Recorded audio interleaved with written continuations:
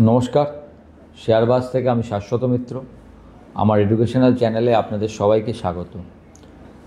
Market দেখছেন, যারা শনি রোববারের খবর দেখেছিলেন যে ডোনাল্ড ট্রাম্প একটা ইতিবাচক মন্তব্য করেছে ভারতকে নিয়ে, তারা হয়তো ভেবেছিলেন মার্কেট বিশাল পারফর্ম করবে। নিফটি, অনেকে আমাকে জিজ্ঞেস করছিলেন নিফটি 200-250 পয়েন্ট বাড়বে কি না। খবরটা নিশ্চয়ই ভালো এবং সেটাকে রেসিপ্রোকেট করেছেন মোদিজি, কিন্তু এই খবরটার জন্য মার্কেট বাড়ার চান্সটা কমই ছিল। তাও যে মার্কেট যেটুকু পারফর্ম করেছে এটা খারাপ না। তার কারণ হচ্ছে, আপনি যদি দেখেন ডোনাল্ড ট্রাম্পের এটা একটা মন্তব্য, কিন্তু তার সঙ্গে অন্য ঘটনাগুলো আপনাকে মনে রাখতে হবে। রোববারে এখনও পর্যন্ত সবচেয়ে বিগেস্ট এয়ার অ্যাটাক করেছে রাশিয়া। প্রায় 80টা ড্রোন কিভ, মানে যেটা ইউক্রেনের রাজধানী, তার প্রশাসনিক বিল্ডিংয়ের ওপর একদম প্রশাসনিক বিল্ডিংয়ে অ্যাটাকটা করা হয়েছে। এবং ওই বিল্ডিংয়েই নাকি জেলেনস্কির অফিস আছে। তাহলে বুঝতে পারছেন কত বড় হামলা। এখন আপনি যদি দেখেন যে বিজনেস যে অ্যাডভাইজার ন্যাভারো বা অন্যান্য লোকেদের কথায় বা রিপাবলিকানের কিছু কিছু নেতাদের কথায়, তাদের অ্যাজিভ ভাবনা যে রাশিয়ার যুদ্ধটা চলছে শুধুমাত্র ভারতের জন্য, মানে ভারত তেল কিনছে বলেই যেন যুদ্ধ চলছে। রাশিয়ার সঙ্গে যদি বলেন লাস্ট 6 মাসে আমেরিকার ট্রেড বৃদ্ধি পেয়েছে 20%, সেটার কোনো ব্যাপার নেই, খালি ভারতের তেল কেনা। সুতরাং এই যে রাশিয়া এতটা করলো, এর একটা ফল রাশিয়াকে যেরকম বলছে নতুন স্যাংশন লাগাতে পারে, সেরকম রাশিয়ার থেকে তেল কেনার জন্য ভারতের ওপরও আবার নতুন কিছু চাপতে পারে, সেই একটা টেনশন রয়েছে। শুধু মুখে কিছু বলার জন্য তো হবে না। যদি বলতেন যে না, এরপরে আমরা চিন্তা করব যে ট্যারিফটা একটু কমানো যায় কি না, তাহলে হয়তো কিছু হতে পারত। দ্বিতীয়ত যদি দেখেন যে মার্কেটে দেখবেন যখনই মার্কেট উঠছে এফআইআই সেলিং থাকছে। এফআইআই লাইফ টাইম লো লং পজিশানে আছে, লাইফ টাইম লো। মানে আমার মনে পড়ে না, এটা তো অনেক দিন ধরেই আছে 7%, মানে হায়েস্ট এভার শর্ট পজিশানে আছে। তা আরেকটা জিনিস ভাবুন, আমাদের আপনার কি বলে 12 লাখ টাকার ট্যাক্স কাট হলো, 12 লাখ টাকা অবধি ট্যাক্স লাগবে না। এফআইআই বিক্রি অবস্থায় রয়েছে, এফআইআই সেলার। এখন দেখুন এত বড় একটা জিএসটি রিফর্ম, তারপরেও এফআইআই সেলার। এফআইআই কোনো কারণেই নিফটি আর নিজের শর্ট পজিশানকে কিনছে না, কোনো কারণেই যে হ্যাঁ এখানে আমি এবার কভার করব, শর্ট পজিশন কভারের দরকার, সেটা হচ্ছে না। তার মানে হচ্ছে এফআইআই হয়তো কিছু বিগ নিউজ আছে যেটার জন্য ওয়েট করে আছে। এফআইআই জেনেই গেছে যে আমি করব না। এখন দেখুন আপনার একটা জিনিস, ডোনাল্ড ট্রাম্প এত ভালো কথা বললেন, তাহলেও কি এফআইআই আজকে দেখা যাবে এফআইআই কিছু করেছে কি না? তার মানে কি এফআইআই হয়তো নির্দিষ্ট কোনো খবর বা জানছে, এদিকে এগোচ্ছে। আরেকটা ব্যাপার আপনারা ভাবতে পারেন, একটা ডাটা দেখছিলাম লাস্ট 6 মাসে, মানে এই বছরে 2025-এ ডাও 28%, ন্যাসড্যাক 45%, S&P 35% রিটার্ন দিয়েছে। তাহলে এফআইআই যদি ওদের মার্কেটে এত ভালো রিটার্ন পায়, আমাদের মার্কেটে আসবে কেন? সেকেন্ড হচ্ছে টাকার দাম।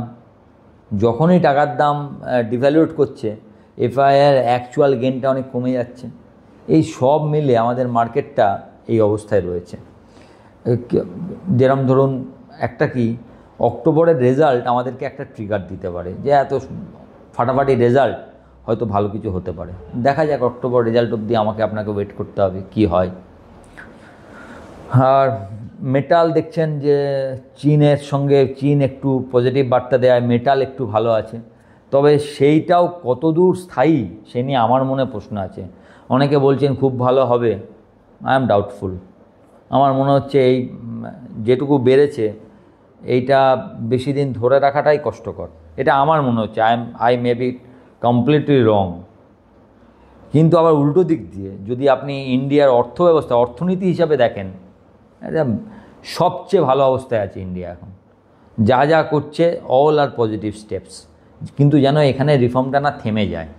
আরও অনেক কিছু রিফর্ম করবার জায়গা আছে, সেই রিফর্মগুলো যেন আসে।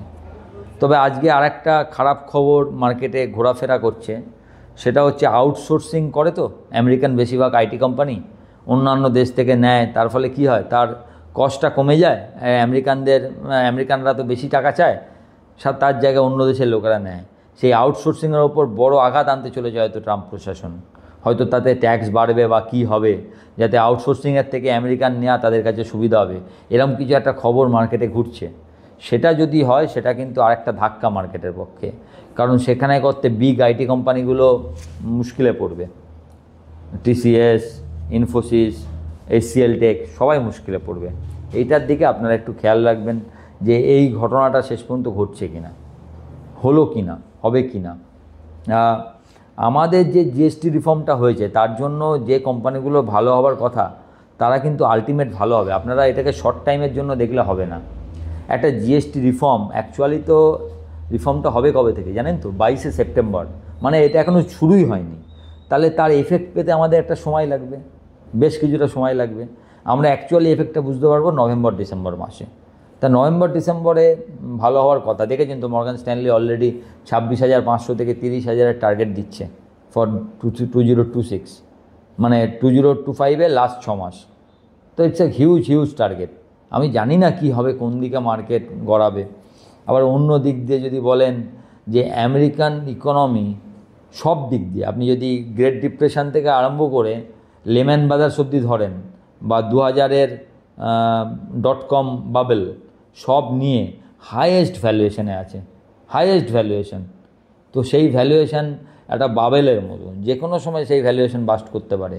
এবং সেই ভ্যালুয়েশন যদি বাস্ট করে, একা আমেরিকা তো যাবে না, আমেরিকার সঙ্গে অন্যান্য দেশও তার কিছুটা এফেক্ট করবে। সেখান থেকে হয়তো আমরা পরে ভিক্টোরিয়াস হয়ে উঠব, কিন্তু ফর দ্য টাইম বিইং আমাদের তো কিছুটা এফেক্ট থাকবে। সুতরাং এই সব ব্যাপারগুলো নিয়ে মার্কেটকে টানা বাড়তে দিচ্ছে না। এবং সবচেয়ে বড় কথা হচ্ছে, আমি বারবার আপনাদের বলছি না, 24,800, 24,850 ইটস লাইক এভারেস্ট। সহজে এটা পেরোতে পারছে না। আবার নিচে দেখবেন একইভাবে 24,350 থেকে 500, এই জায়গাটা দেখবেন হিউজ সাপোর্ট পাবে। মার্কেট এই রেঞ্জটাকে যখন ভাঙবে তখন হয়তো ভালো হতে পারে।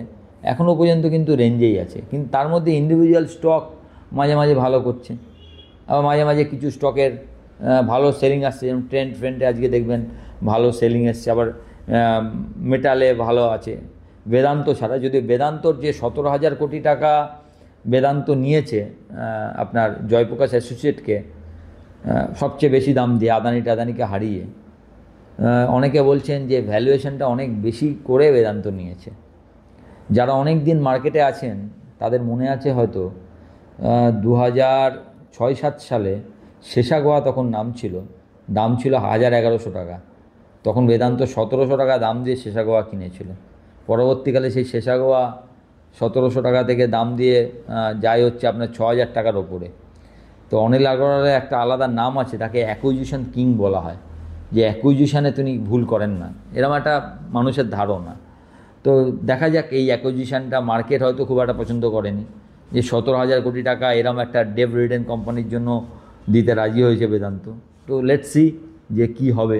তবে আমার মনে হয় না ওনার এত অভিজ্ঞতা উনি খুব ভুল কাজ করবেন বলে।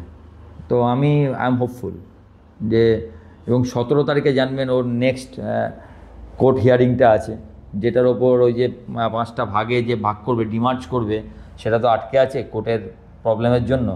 তো 17 তারিখ যদি কিছু একটা পজিটিভ রেজাল্ট বেরোয়, সেক্ষেত্রে হয়তো আমরা বেদান্ত এইসব দামে আমাদের কাছে একটা অপরচুনিটি হিসাবে আসবে। যদি আমার আইডিয়া ঠিক হয় যে ওর acquisition, he is acquisition king, ওর ওপর ভরসা করে, মানে অনিল আগরওয়াল সাহেবের ওপর ভরসা করে আমরা ভাবতে পারি যে যদি এই কারণে অ্যাকুইজিশনের বেশি দামের কারণে বেদান্ত নিচে আসে, then it's a opportunity to buy. একদমই ব্যক্তিগত মতামত, তো এটা একটা ভাবার চিন্তা করা যেতে পারে। তো আপনারা এটা এরমভাবে ব্যাপারটাকে দেখা যেতে পারে। কিন্তু আইটিটা দেখবেন, এই খবরটা আজকে খুব গুরুত্বপূর্ণ যে আমেরিকা কিছু নতুন বিল টিল আনে কিনা আইটির জন্য। বাকি তো মার্কেট এরমই চলবে। যখনই জানবেন 800, 850, 900-র দিকে যাবে, সেলিং প্রেশার আসবে। একইভাবে 300-500-এ শর্ট কভারিং হবে, বাইং আসবে। তো এই রেঞ্জটা এখনও পর্যন্ত মেনটেন করছে, আপনাদের গত 2 সপ্তাহ ধরে বলে যাচ্ছি। এখন যখন 25,000 ছাড়াবে তখন ভাববো নতুন কি হয়। আপাতত এরকমভাবেই মার্কেট চলবে বলে আমার মনে হয়। ভালো থাকবেন। ভিডিওটা ভালো লাগলে একটু লাইক, শেয়ার এবং যারা প্রথমবার দেখছেন সাবস্ক্রাইব করবেন। এবং আমার টেলিগ্রাম চ্যানেলের লিঙ্ক, যেটা কমপ্লিটলি ফ্রি, কোথাও কোনো চার্জ নেই। যদি কোনো চার্জ দেখেন জানবেন ওটা ফ্রড, ওখানে যোগ দেবেন না। কমপ্লিটলি ফ্রি, তার লিঙ্ক ফার্স্ট কমেন্টে থাকবে। ভালো থাকুন, নমস্কার।